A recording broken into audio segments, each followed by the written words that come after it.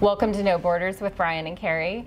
Today what we are discussing is how, when you're maybe just starting out your travels or thinking about doing it and you're looking at planning in that first year of travel, what things can you do to make it as easygoing and stress-free as possible? Yeah, we get this a lot. You know, my wife and I, or my spouse and I, we're leaving next spring, next year, 2 years, 3 years down the road, whatever it might be. How do you do this? How do you do that? We're nervous about it. Well, we're going to put your mind at ease, and we're going to discuss exactly that in this podcast. Now, often when you're looking at the places, say you've just retired earlier, just at the regular time, but you're looking at all those places that you want to go travel, that you've always wanted to go travel to. The goal of this lifestyle is to have it be sustainable. And if you choose, say, just all those top key places you want to visit, it may ruin your travels. I mean, really, the fact is, it may be overwhelming, it may cost too much, it may just really get you off to not a good start. It's going to get you overwhelmed, and we've done videos in the past about avoiding burnout, and this is kind of the key component to this, is what are you going to do to avoid that burnout, and really just kind of dip your toe in the pond of travel and see how it goes. Okay, our thought process was a little bit kind of disjointed. We knew we wanted to go to Spain. We thought it might be affordable, but it probably wasn't the best choice for affordability, but we did it anyway. After that, we kind of had to wing it. Yeah, and I think that, you know, that's kind of one of the keys, is that you are kind of winging it, right? I mean, we don't know unless we've tried it. And so in hindsight, looking back, would we have picked Spain as our first destination? Probably not. Not that it didn't go great, but there were elements in it, which we'll get into in a little bit here, that maybe didn't make it the easiest place for us. You know, but then after that, cost-wise being one of those reasons, but then after that, we were smart enough to know, okay, we've spent a lot more here. What are we going to do to balance this budget? And so we then ended up in Montenegro and Albania. And part of the reason why we ended up in those places, though, was also COVID related. COVID related We as were well. kind of forced into certain areas, but also had to get out of Schengen. We also had to get out of Schengen. We also had to save money. Now, Spain wasn't the best choice, even for us at the time, because Spain is some place where you want to do these excursions, you want to see these really cool things. We did a little bit of it, but we were really limited at that point on, we didn't know how much this was all going to cost, so we were very budgeted, even more so than we are now. So I would say Spain wasn't the best choice, but I think we made up for it. Yeah, and I mean, then because we had saved so much money in Montenegro and Albania, we then were able to, because we were there for almost 4 months, actually. Then we were able to go to Santorini, Greece, out of Albania. Just took a ferry, or I guess we flew over there. Yeah. But, you know, we were able to go and do that because we had saved the money. So it's not completely like we wouldn't have done it the way we did it. But there are things about it we would have changed and done differently. Now, I would like to point out we went to Santorini, Greece in the off season, so it was a lot less expensive. Yeah, it went to, and it was also COVID, and unfortunately now prices have really risen. So I don't know if a month in Santorini, even the time of year that we went, would now be affordable for us. Even now, it wouldn't be. Now, like we were talking about, the goal of this lifestyle is to have it be sustainable. You want to keep traveling. You want to keep having this keep going and not reach that roadblock. It's like, we can't do it anymore. So the very first thing that you absolutely have to do is you need to set that budget. Now, understand, this budget is just your first budget. You can always like wiggle it a little bit later and have some room in other areas if you need it, but set a budget that you know is sustainable, that you can manage. And when I say sustainable, manage with your funds that you know you're going to have available. Right. Yeah, you always want to be able to wiggle your budget with your rent, with food, with excursions, whatever it might be. You want to leave yourself some room on either side, just in case you've got to do this one thing that you really want to do. You can do it. Yeah. That's okay. That's all right. Just make room over here. Right, and I think that the key is make sure that in your budget, when you're setting that budget, we have done videos where it takes you through all of those steps of how to set your budget. But you need to have a budget for your accommodations for a year, budget for all of your entertainment for a year, which includes those excursions, your eating out, your groceries, your medical, your insurance, and then also that emergency fund. That emergency fund is very key to make sure that this lifestyle is sustainable. Now, like we mentioned, having this be a sustainable lifestyle is really the key element. You want to make sure that you are going to be able to stay on track. You want to make sure that you are going to be doing this for years and years to come, and something's not going to get in your way. The one thing that can absolutely get in your way is if you do not set a budget. If you just go and wing it and you're like, we're just going to go have a great time, we would be back home working right now. There's no way that we would be on the road still. We would be doing the 9 to 5 thing by now. Yeah, figure out how much money you want to spend. Now, how much you have, how much you're willing to spend, and then plan your first leg accordingly. Accommodations, plane tickets, buses, trains, food, anything that you can think of that you might be spending money on, and keep within that budget. Right, and this is just hugely important. We definitely set a budget prior to going onto the road at all. We had a budget knowing exactly what we wanted our monthly outgoing to be, what we both felt comfortable with spending each month, and was this sustainable long term. So we knew inflation was going to be in play. So what we started with spending, we knew was going to increase over time. So we worked that in. But also make sure that you have an emergency fund set up in there as well. You don't want one thing to knock you off track that you have to go home because you didn't set aside some money to kind of cover some unexpected cost. Right. We went to the dentist, for example. There's some things that we ended up having to spend money on that we did not account for before we left. Yeah. Now, one of these things about our budget is we have changed things a bit. You know, there are certain elements where we're like, okay, we want to spend a bit more on accommodations. We right out the gate realized that we thought we could be fine in whatever place that we just found because we're traveling the world. Yeah. But then all of a sudden we were like, we're not comfortable. The couch isn't comfortable. The kitchen's not feasible to work in. And so that is an area we spend more money. So we've adjusted and wiggled our budget a little bit. You know, I don't know if we've ever had a comfortable couch. We've had a couple places with comfort. That just doesn't happen in rentals. Maybe, I don't think so. It's not an area they spend money. If you are a homeowner and you rent out your place, put a comfortable couch in there. Couch. This is a complaint of like all full-time travelers. You just want to sit down in the evening and enjoy that Netflix and be comfortable. Okay, before you leave, think through your comfort levels. What is it that you're going to be comfortable doing? Now, this is something that we did as well. We're not bilingual. We know one language, and that's English, and that's it.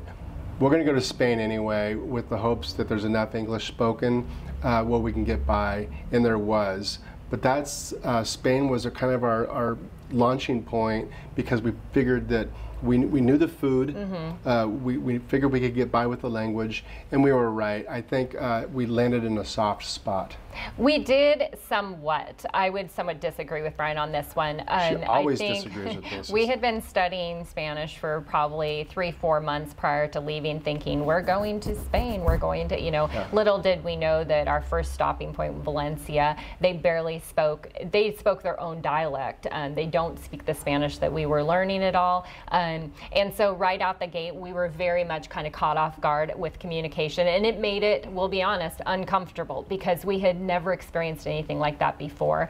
So that, I think, is something that you really need to ask yourself and evaluate as your comfort level as far as language goes. Yeah, the language thing was a little bit of a thing. I think now with 3 years experience, we would go back to Spain and we wouldn't have the same discomfort as we do now. But that is very true. It's right out the gate. It's your first experience. Yes, it's your first experience. So if you know Spanish, great, you probably wouldn't have as much problem as we did because dos cervezas, por favor, is about as far as I got with learning the Spanish language. And that's just because I don't know, I should have stuck to it looking back.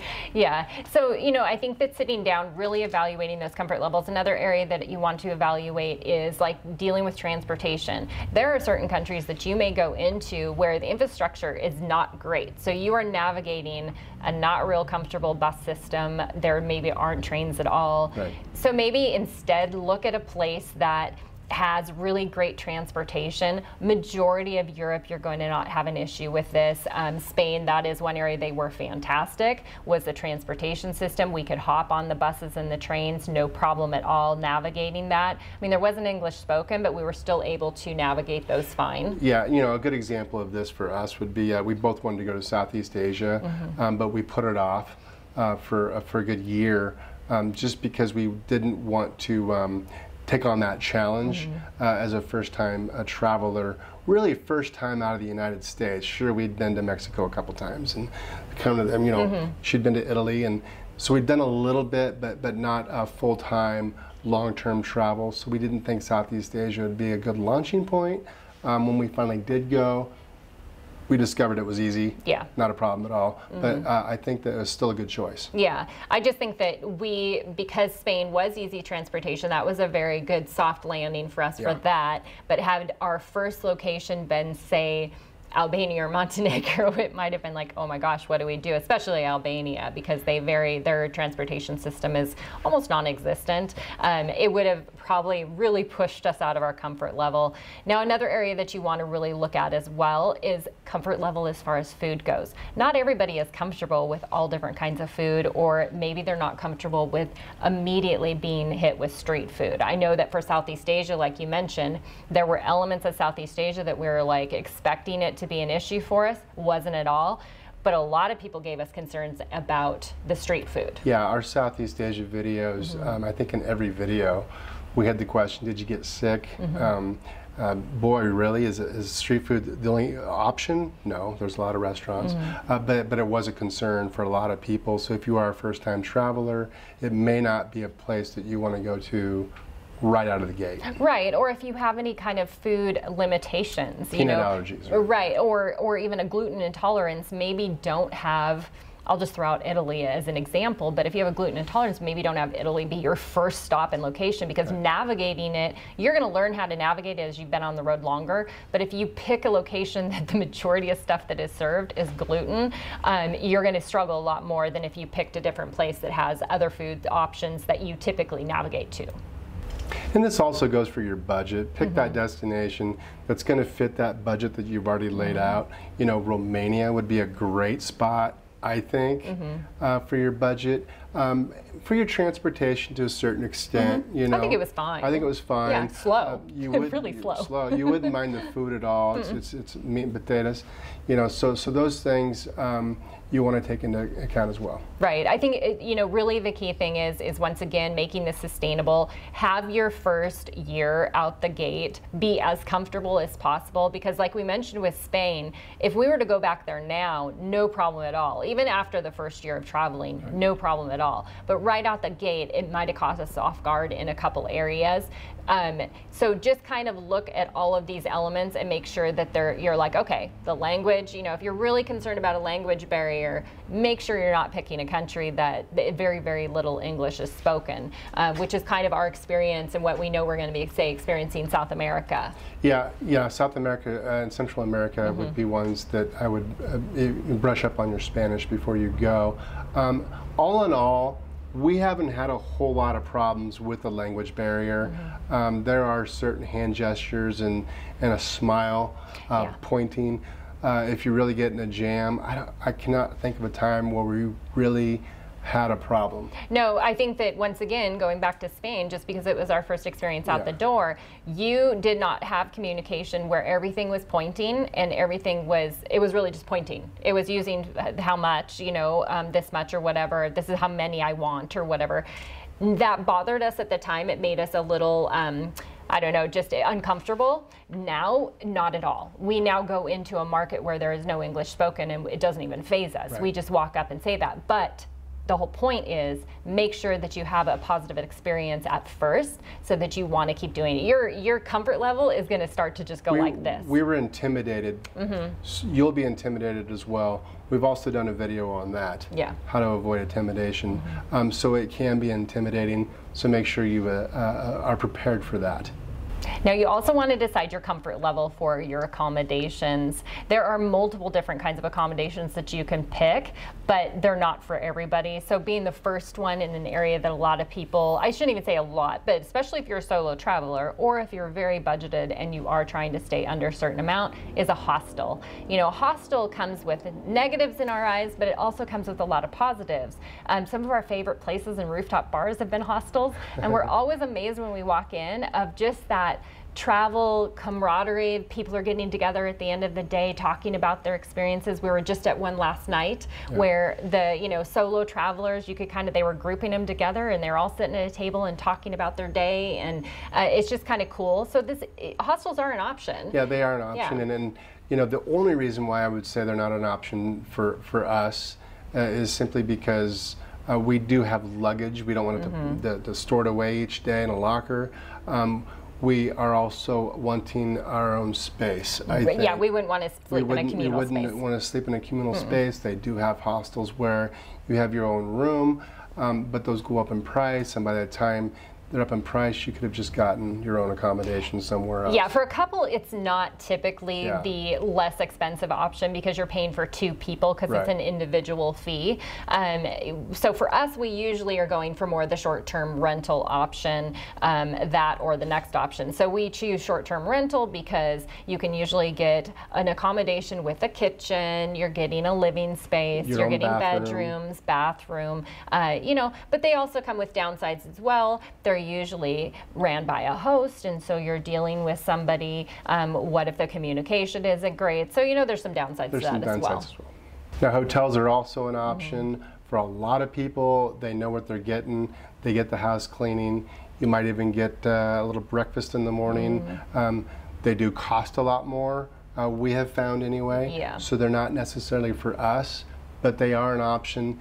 And in some cases, they may be an option even for us. Well, yeah, and we've started working hotels in more often. Yes. We've started working in like the apart hotels. We do like those because we get the little kitchenette, we get a little bit of different living space. You'll even get sometimes a living room and stuff. And we do appreciate having the front desk staff. If there is an issue, there's a comfort level, I would say, with that, especially if you're new to traveling. It's very easy. If there's a problem, you need something, or even if you just wanted to find your way around the town or have a suggestion of a restaurant or call a taxi to get to the airport or whatever, you have that front desk to help you with those things and to navigate. So I think if somebody's uncomfortable with traveling, a hotel might not be a bad starting point.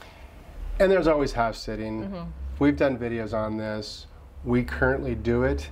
We are jumping into it more and more all the time. It's something that isn't for everybody, but it is for a lot of us. We enjoy it, and it's something that saves us money, and it kind of gets us connected. Yeah, I actually very much look forward to our house sits, because when I'm selecting house sits, a lot of time I'm like, oh, I'm super excited to like watch this dog that we're going to be watching, because I just fall in love with them. But it isn't for everybody. It does come with its disadvantages. It comes with the disadvantage of that you're usually under some level of time restraint. Obviously, if you were watching a dog, they need to go outside. So you can't just take off for a 10-hour excursion day and then come back and expect the dog's not going to be pissed off, or the owners won't be pissed off. But it comes with a major positive, which is if you are trying to make this a sustainable lifestyle and have this go long term and work within a budget, you can cut the cost because you're not paying for it. Other than your yearly membership, which is very minimal, you do not have to pay. Right, and not only that you don't have to pay for it, but your accommodation itself is going to be far better than the hostel, the hotel, the short-term rental. We've stayed in places that absolutely there'd be no way we would be able to afford for one night, let alone a week and a half, 2 weeks. Yeah, so I think that out of these, so there's multiple different options for your accommodations, and it's not that you're picking one or the other. You may mix it up and mix, which is what we do. We have a little bit of hotel, we have a little bit of short-term rental, and then we have our house sitting worked in. So pick what works for you, and it's a great way to kind of vary it a little bit so that you can stay within your budget. Now, something for us we didn't even think about when we started. It was a non-topic, and it's become a topic now. A big topic now is the time zone, where you're at in the world. Sometimes you're going to be 14 hours ahead of schedule, ahead of your family, ahead of your sporting events. That can kind of start to wear on you a little bit. Yeah. I would suggest mixing those time zones up a little bit. Go to Europe, go to Southeast Asia, come back and enjoy some time here in Mexico. Right. And those are the things at the Caribbean or wherever close by, South America, Central America. All those places are come into play when you slow travel. We spent 3 years outside of our time zone.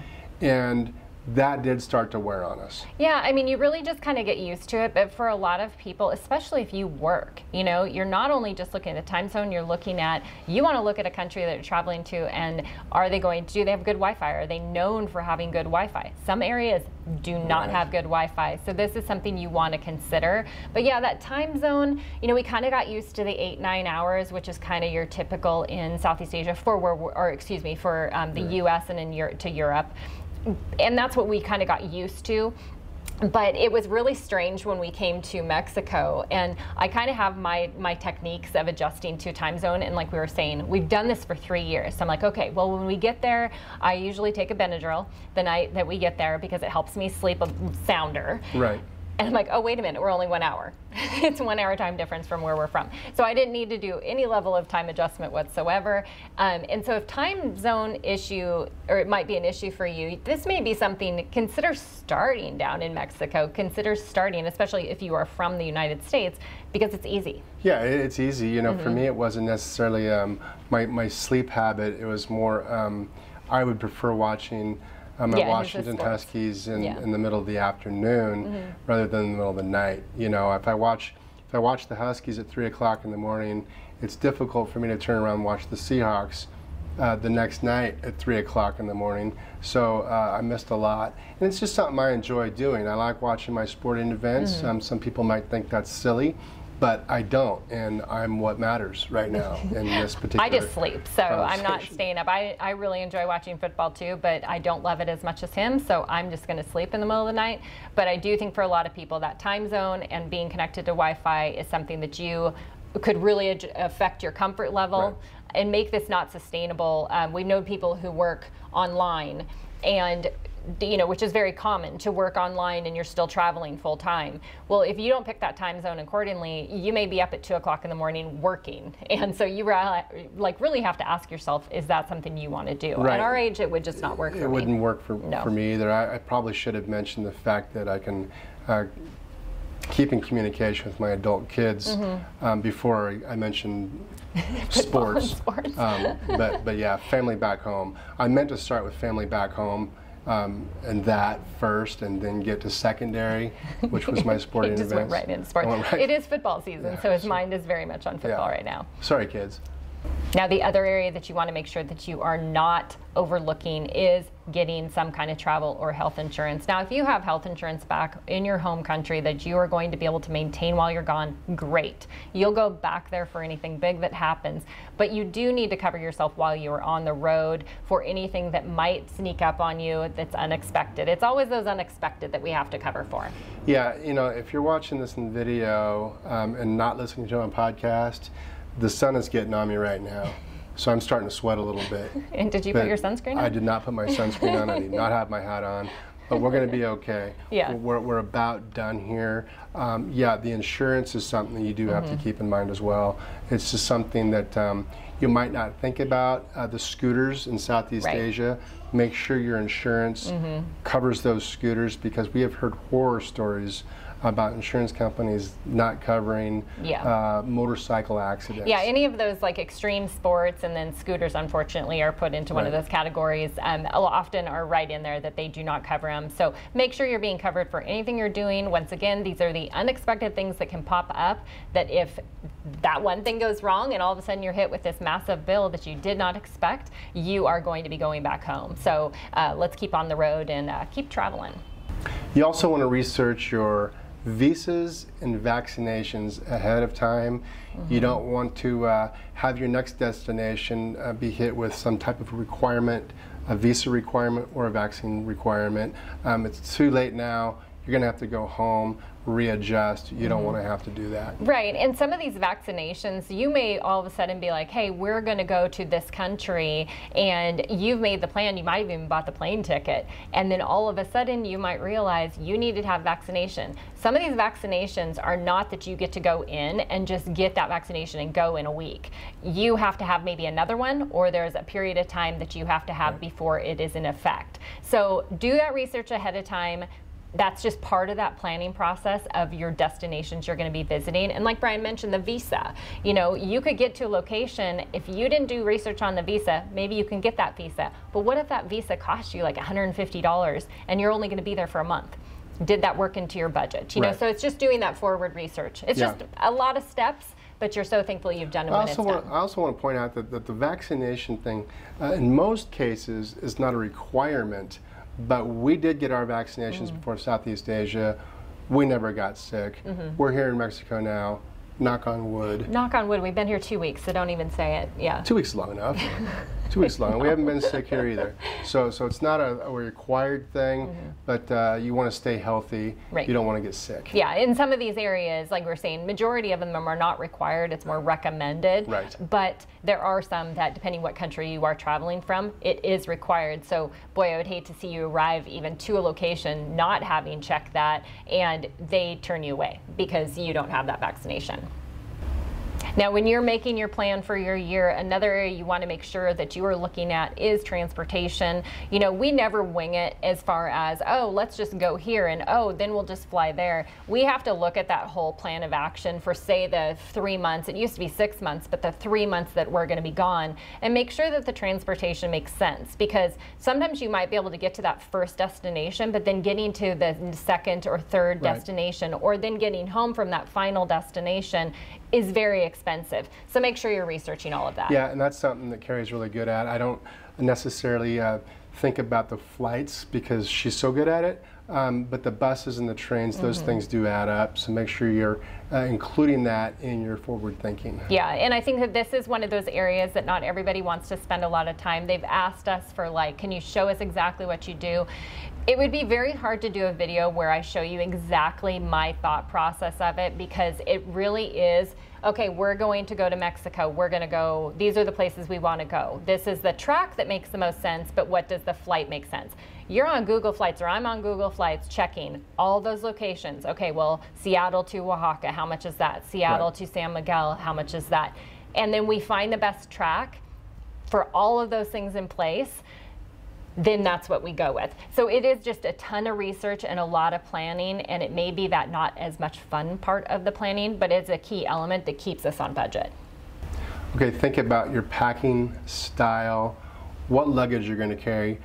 I can tell you right now, we're in airports all the time, and I cannot believe some of the sizes of these suitcases and what could possibly be in that suitcase. It's like, my Lord. Yeah. It's like, what are you doing? Massive. They're massive. Yeah. So I don't get that part of it. Don't be that person. Don't do that. You're not going to want to carry that bag around. Make sure you're a minimalist. It's a lot easier. Yeah, and you know, even if you, like the majority of the people out there, you may start your travels and you're going to be like, I don't want to get rid of everything. I'm going to have a checked bag, and I'll have a backpack, and I'll have a little underseat bag or whatever, because that is what we started with.